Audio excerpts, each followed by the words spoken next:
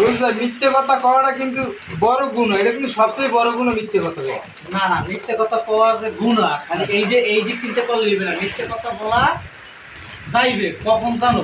তুমি একজনের কাছে টাকা পাও, টাকাটা তোমার প্রয়োজনের সময় তুমি চাইয়া পাইতে আসো না, এখন ওই লোকে তোমার দেখা যায় টাকা বাজাই কি আছে তাহলে, তখন তোমার মিথ্যার ছল ধরে তোমার টাকা আদায় করতে হইবে, কারণ স্যার তোমার উপায় নেই, তুমি তোমার সময় মতো টাকাটা পাও না বা পাইতে আসো না, তখন তোমার মিথ্যার আশ্রয় নিয়ে টাকাটা নিতে হইবে।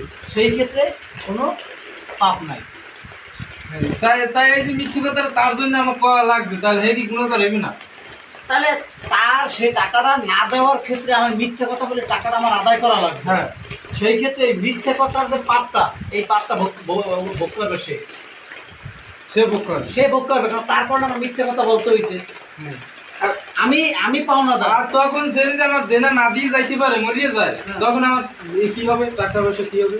যদি সে তোমার দেনা যদি না দিয়ে মরিয়ে যায়, হ্যাঁ, সমস্যা নাই, বিচারের সময় মনে করো তার যত নেকি আছে, হ্যাঁ, তখন তুমি কিন্তু লইয়ে আবার টাকা তার দিবে। কি অনেক মাসে টাকা পাইবে, কেউ একজন সবাই দিয়ে দিতেছে বাক করিয়ে, মুজি ফাঁক টাকা কি তখন তোমার যত জীবনের গুণা আছে, হ্যাঁ, এই গুণা হে লই দিবে, এই গুণাটি শেষ আমার কাছ থেকে ট্রান্সফার হইবে তার কাছে। তাহলে তুমি তার কাছে পাবা না, হ্যাঁ, সেই বিনিময়ে তখন তো টাকা দিতে পারবে না, হ্যাঁ, আর টাকা নিতেও পারবে না, তখন তোমার গুণা সে নিয়ে দেবে টাকার বিনিময়ে, কারণ এদের এখানে সত্য যাবে।